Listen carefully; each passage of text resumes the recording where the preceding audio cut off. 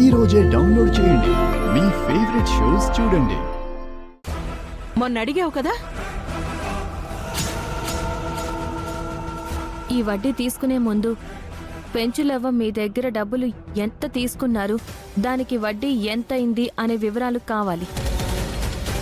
ఆ పెంచలవ్వ అసలు వడ్డీ మొత్తం వివరాలు ఇదిగో.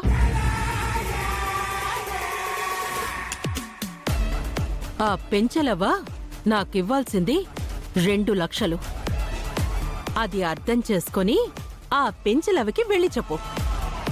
నాకు కట్టాల్సిన వడ్డీ కూడా కట్టమని చెప్పు. ఇదిగోండి, మీరు మొన్నిచ్చిన 25,000.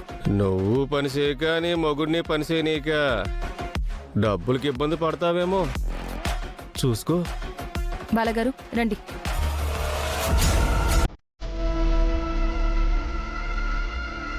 లేకపోతే